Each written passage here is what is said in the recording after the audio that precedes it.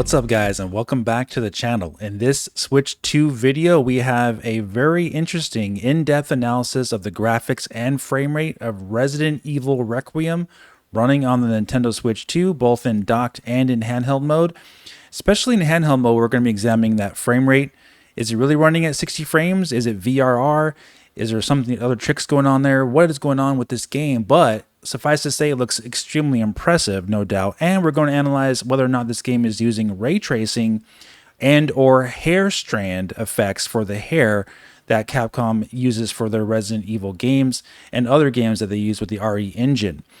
And we're also going to talk about the very end about a couple games, third-party games, that got huge updates that are now must-owns, in my opinion, and we'll go over that as well. If you do enjoy this video, guys, though, please hit the like button, leave me a comment, and we will get started. So first of all, I think we need to clarify something that happened here on the Nintendo Direct on September 12th with Resident Evil Requiem.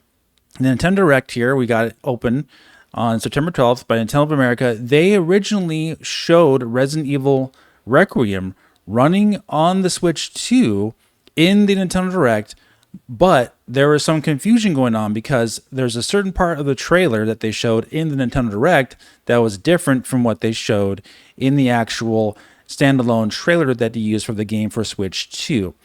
But interestingly enough, that seems to have been edited out by Nintendo in this Nintendo Direct now. When you go and watch it, the part that they show with the hair that looks more detailed is now gone. And I suppose, actually I said this back when they first was discovered online, that I think that basically the Capcom just showed promotional material for the game and didn't realize they were actually using the PC version of Resident Evil Requiem when they showed it on Switch 2 in the Nintendo Direct, and it wasn't edited out until later. But if we take a look at it now, we will see that that has been changed in the actual Nintendo Direct to match the standalone trailer. Let's take a look.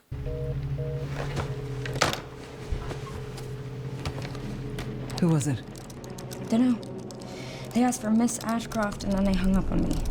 Rude. Grace Ashcroft. Right here, coming up.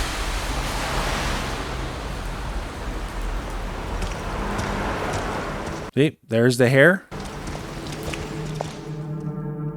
Oh, you're FBI? Investigating all these strange deaths, huh? There's the hair. There's the hair.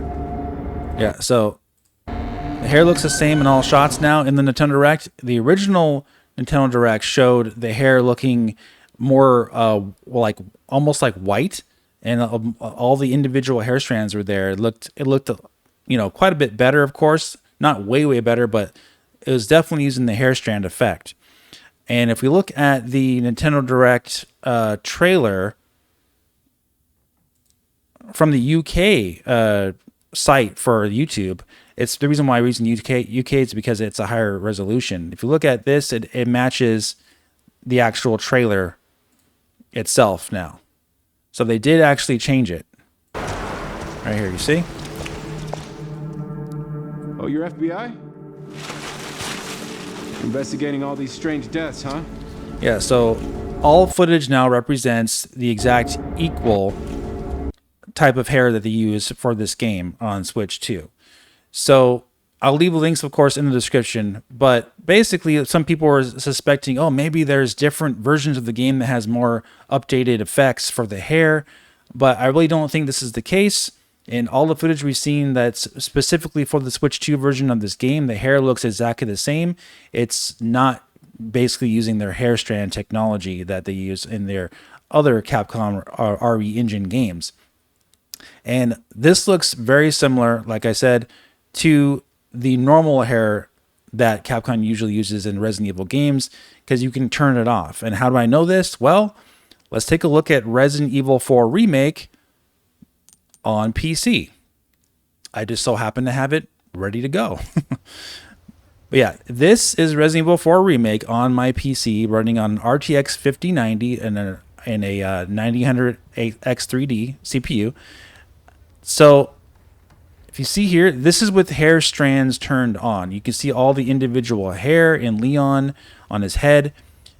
It all is rendered pretty much on its own. Of course, it's not 100% perfect, but it's very, very good.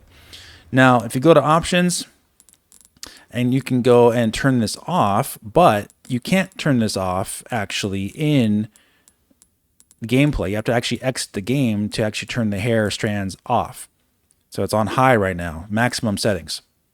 So we'll quit the game, we'll go back out, go into options, and we'll turn the hair strands off. Then you'll see actually that it looks very, very similar, if not identical, to the type of hair they're using in Resident Evil Requiem when the hair strands are turned off. Gotta go down. Okay. Normal. Off. Okay. Off. We'll go right back into the game. I have it all loaded up. Thankfully, this loads really fast. Let's go back in there. You can already tell if you look closely, his hair, it looks like it's rendered separately. Like these, it's almost like he's... Now, it looks fantastic, by the way, still, right? Some people will not even know that what the difference is, but if you look at the hair closely, you can see that it's almost like Leon is using grease or hairspray because a lot of the hair strands are all stuck together. They're rendering pieces of the hair as like one part. They usually call this hair cards in game development. Like they're using a hair card for Leon, and it's kind of like rendering certain parts separately, but not every hair strand is rendered on its own. It's all kind of connected together. Now, I think this looks good, but it's technically not as realistic as actual hair strands would look. And I do think this is exactly the type of effect they're using in Resident Evil Requiem on the Switch 2. They're using the standard effect because this does cost more system resources on PC, on console, what have you. It does lower your frame rate if you use full hair strands, because not just Leon has hair strands. It'll be all the characters in the game that use hair strands when you turn this effect on. So it's much more beneficial for the Switch 2 version, of course, for Capcom, I would say, to turn this off and just have a more standard approach to making hair.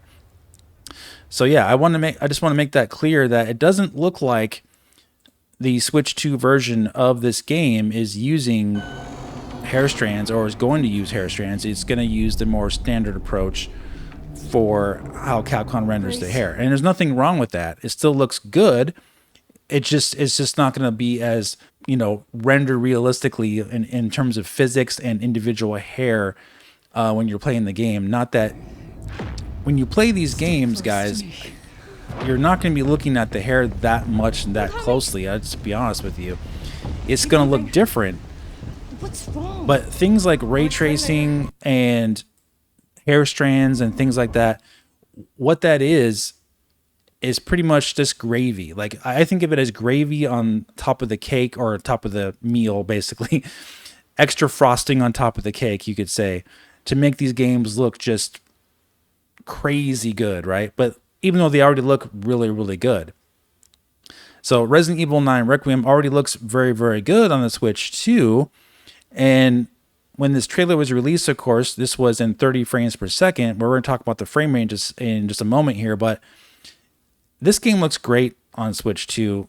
It doesn't need, quote unquote, hair strands to look really, really good. It also actually doesn't even need ray tracing, but we'll talk about that in just a moment, because I think some people didn't actually realize what the developer said about the makeup of this game in terms of its graphics on PC.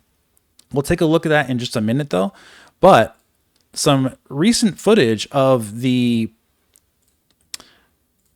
portable version of the game running on Switch 2. And this comes from Kolo no Hapa. I'll put the link in the description. I'm sure I butchered the name of that YouTube channel, but let's take a look at this. And I'll tell you why I think this is, in fact, running at 60 frames, or at least trying to target it most of the time on Switch 2 here in handheld mode. And I don't think this is VRR, but we'll take a look in just a second here. And I do think they're using one of the best versions of DLSS here, even in portable mode. But yeah, this all looks like it's running at 60 frames. Graphics look pretty much, you could say, identical right? Close to identical. And but this, of course, is a cutscene. Some people were questioning whether or not this was actually in real time, and oh, that's just a cutscene. You know, that's not real gameplay. But yes, this is rendered in real time, and just like you know how they do it on the other systems and PC.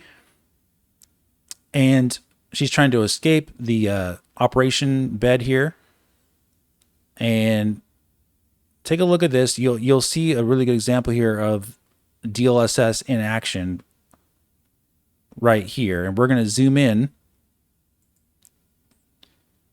We're going to zoom in right here. Okay. Yeah, I'll show you this. It's very interesting. Now, I'm not trying to make this game look bad by any means, but we are examining what techniques they're using for this game. So that's why we're doing this. So if you look close at the glass, see that? You see the check, there's like almost like a screen door effect right there. That is the exact same effect they use in Street Fighter 6. We did an analysis of that. I'll leave the link in the description as well. But it's pretty much almost like a screen door like effect that they have to render the visuals using DLSS. And it's very noticeable when you are in slow moving scenes like or still images. You can really see it a lot better. But here, of course, when it's running at full speed, you won't be able to see it as well. Right? It kind of like blends together a little bit there. You can still kind of see it zoomed in. But say you want to zoom out and look at it normally, you won't see it. You won't probably not even notice it unless someone tells you. It's going to look more just like the actual like fog or dust or whatever it is on the glass there. And of course, in docked mode, the game is going to run at a higher resolution. And you got to wonder if they're going to be offering a performance mode that targets 60 frames and with some drops, or if they're going to be having just the game just run as is, or if they're going to offer a quality mode and a performance mode to maybe lock it at 30 frames, because the trailer was pretty much locked at 30 frames that they showed. So yeah, you can see here, we zoom in here, the hair is the most noticeable thing. Now you may think, well, it looks like maybe the hair is all like individually like hair strands, but it's kind of hard to tell what they're using there, like,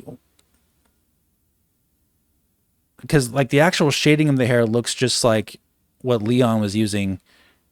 So, but to make the hair like wave like that doesn't necessarily require them to use hair strands. They can do that without hair strands. Take another look here.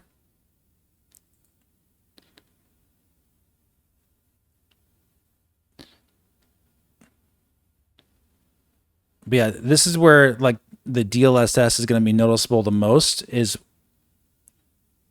yeah, I think you can see there right there. The hair is not individually stranded. They did a really good job though.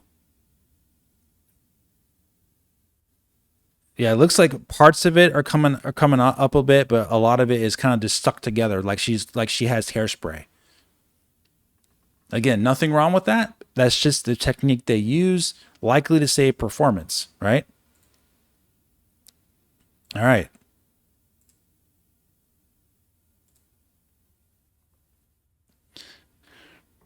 But again, this is running at 60 frames here in this cutscene, and she's gonna get into gameplay here. And this looks like it's running at 60 frames to me. Just from my eyes. We're zooming in, of course. They're gonna do third person. We're not gonna watch the entire video. But yeah, this looks incredible, in my opinion, right? Of course, you zoom out, you see in all its splendor here, and yeah, this is running at 60 frames.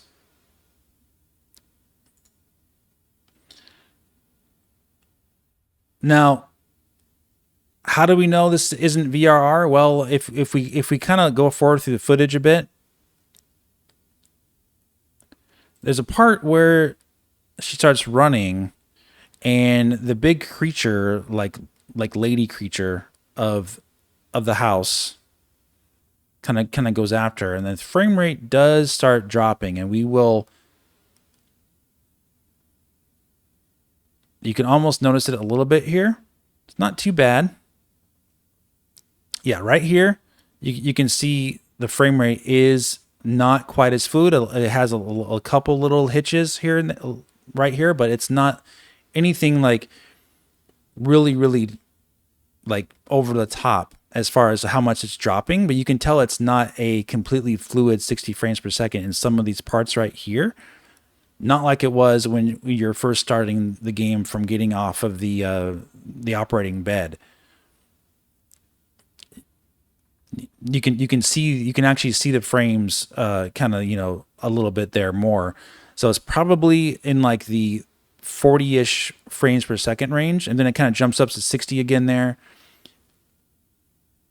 And then when she runs away and goes to these other environments in the same house, like when it goes to the doors, you can kind of see that it goes down a little bit in frame rate. Yeah, like right here, like you're turning around, you can kind of see it's dropping frames a little bit there. Again, this is totally fine, but the reason why this is really good is because if this was VRR, you wouldn't be noticing any of these frame drops. It would all be smooth, because that's what variable refresh rate does. It accounts for the different frames, so you don't actually see the visual difference. It makes everything smooth out. So that's pretty much how we know that this is not running in VRR. This is running at a target 60 frames per second in handheld mode. So this is actually incredible that they're pulling this off. Now, what about ray tracing though? Now, you may or may not have seen Digital Foundry's, example of what they were talking about with this game. They were saying, basically talking about ray tracing, like, oh, this game was designed with ray tracing. And then they went on to talk about how they noticed some effects that were not actually using ray tracing. So the question is this actually using ray tracing or not? And the reason why I asked that is because a lot of these effects can be done without ray tracing. So screen space reflections, just normal global illumination, can be done without using these effects. And you may be asking, but didn't Capcom say they're developing this with ray tracing in mind? And yes, they are. However, I'm going to stop it right here. I'm going to show you something interesting that they said about RTX and Resident Evil Requiem using path tracing and DLSS 4 with NVIDIA graphics cards. Let's zoom back out. Yeah, let's take a look at what he says. Path tracing. NVIDIA さんとのパートナーシップによりカジュアルなスペックの PC も含めた幅広い PC への最適化を進めていますので、楽しみにお待ちいただければと思います。All right, did you see that? They are optimizing the game for a wide range of PCs, including PCs that are entry-level specs. So does that mean that, they're not going to be using ray tracing on some, there's going to be like some settings that don't use ray tracing? That sounds like it, because if you have PCs with entry-level specs, they actually give some examples here of what the game looks like with path tracing turned off, path tracing turned on. Now, granted, it's not like the peppered in ray tracing. It's full ray tracing. That's what path tracing is. Obviously, you're not going to be running that on PlayStation 5, Switch 2. Any of these consoles are going to be running with path tracing on. It's going to be off. So they're going to be using a different form of ray tracing.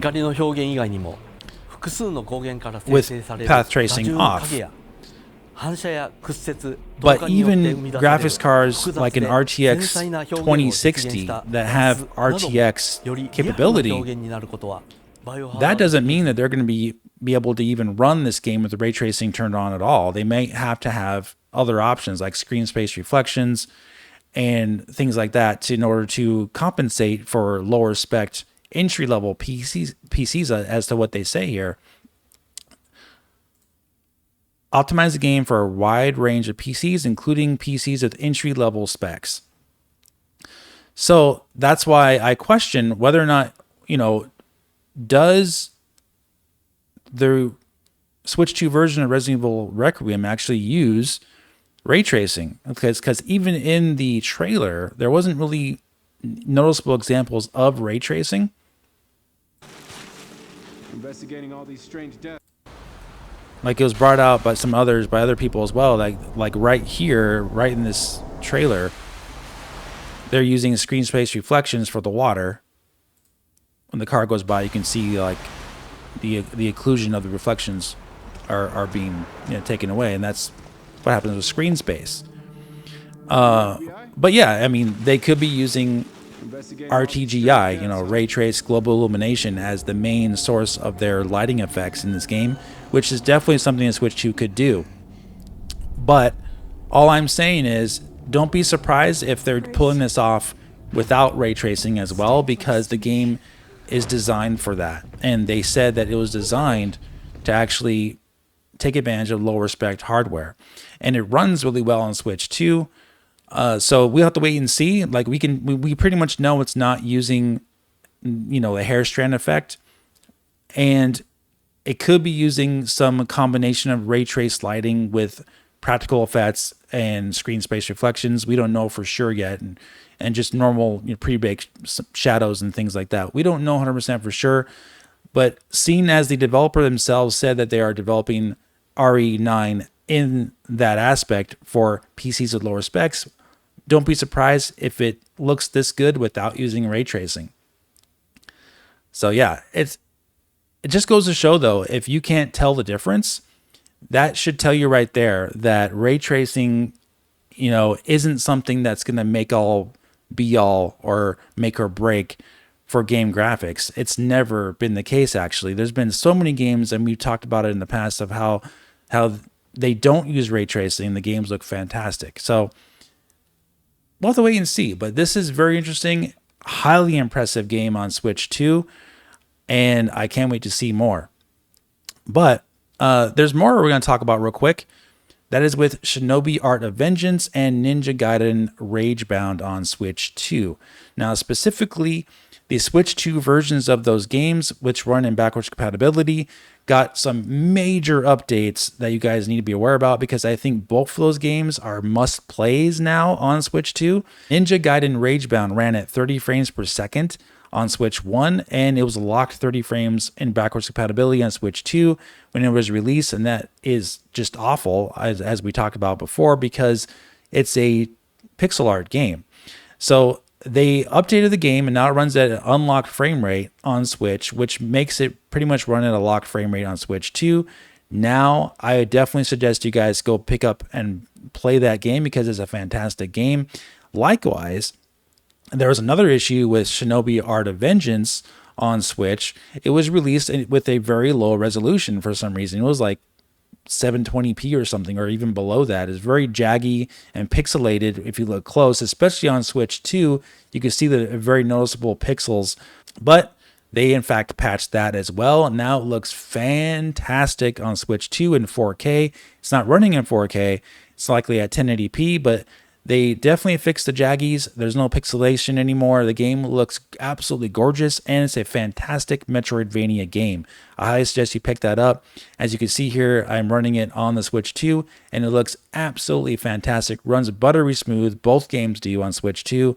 Those are fantastic games. Definitely pick those up. And you can actually buy both games for the price of one game, pretty much. They're not very expensive games, and they're both very, very good. If you're a Metroidvania fan or a hack and slash 2D platforming fan, you will definitely love both those games. Shinobi Art of Vengeance is better, I would say, than Ninja Gaiden Ragebound, but they're both fantastic games, guys. So yeah, pick those up, and they run beautifully and look gorgeous now on Switch too. All right, guys, that's going to do it for this video. If you did enjoy it, please hit the like button. Let me know what you think in the comment section, and I'll talk to you very soon in the next video. Have a great day.